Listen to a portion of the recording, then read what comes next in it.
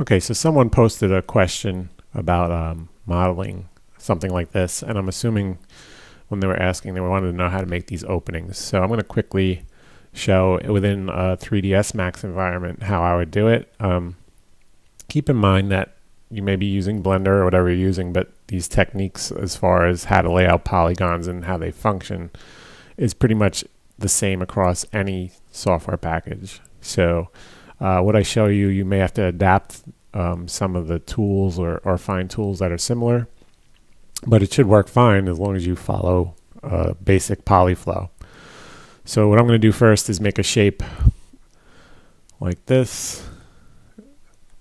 I'm going to give it 12 segments just so I can split it easy and make a clean shape. And right now I'm just going to take an element and detach it, or some polygons. So here we go. I'm going to just detach these. If I take a little while to do something, it's because I'm recording and it shrinks down my UI, so some of my stuff is misplaced. I'm going to bridge these gaps. So you see by separating those two pieces, I have gaps, and I'm just going to make a bridge between them. So I'm going to do one section at a time and add a segment. So it's 2 segments. Say OK. I'm going to do the same at the bottom. Okay, and there we have an opening for the trigger, and you can see the polygons are pretty evenly spaced, and that's what you want. I noticed in the image it's hard to see in my viewport capture, but there were long spans with no edge loops going this way, and that's not what you want. You want to keep in mind that polygons should be evenly spaced and sized. And you also want to keep in mind that for the amount of detail you need, if you have a high level of detail, you're going to have a higher amount of polygons. So do not think that you can just make a simple shape unless you're going to use normal maps or something of that nature, or float geometry, that you can get away with a low poly count if this is a sub D model. If you're going to do it for gaming, you can probably float and create normals. So what I'm going to do now is make these openings, and I'm going to just make a shape, and I want this to be 8 segments. I'm going to clone that shape, so whatever way you would do that in the software you're using, just make a copy, and there we go. And I'm going to go to wireframe now and take the original shape, the trigger opening, and I'm going to attach it to these other 2 shapes for the openings for the screws, just like that. So that's all one object. You'll see in Max it's one color. And now what I would do is just take some of these edges and start to bridge gaps. So I have a bridge tool, and I also have an extend tool. So I'm probably going to use a couple things. You'll need to adapt them to your software.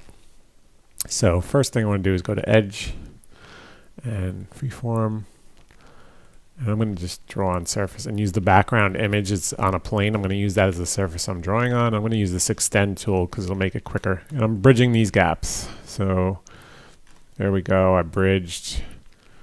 I'm going to do this, make polygons. So, you know, whatever method the software you're using allows, you're going to have to adapt it to that. But I just wanted to show you the theory behind kind of how this should be done without getting into Booleans, which are, it's for me, an absolute no-no. And NURBS, you could use NURBS, but I think if you're going to apply this model or put it into like a game engine or do something like that, I don't think you want to be dealing with triangulated meshes and things like that. Of course, I'm not a game artist, so I could be wrong, but for me, I think you want a poly model because you have the ability to pretty much up and down res the mesh as well, which is a good thing. If it's close or far, you can have different versions. So keep that in mind. So I'm just making these edges, and I'm going to just extend some edges here. And now I'm going to bridge these gaps a little bit so that we have a solid shape. And there we have a solid shape. So I'm going to stop here and just do a couple things. So I'm going to hide the background image, and I'm going to just zoom into this part of the model here.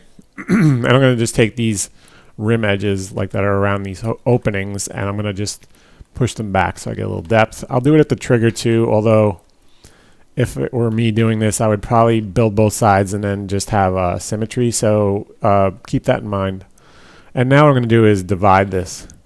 So if I divide, and I'll just turn that down so you can see the wireframe a little bit, you can see that I have a really clean surface. We can divide more if we needed to, but that's the area that I'm assuming you wanted to see. I hope this was helpful, because it didn't take more than, I think, 10 minutes to build that. And I think it proves the theory that you can do it. And I think there's a proper way. And I think some of the posts, while they were well-meaning, weren't the proper way to do it. So no offense to anyone, of course. It's just that I don't agree with using NURBS or Booleans at all. But again, I use most of my models in a production environment where they need to be clean. So if you're doing it for a different purpose, you may get away with that. But anyway, that's the trigger area in the screen. And I hope this was helpful. I'm Todd Danieli. Thanks, guys.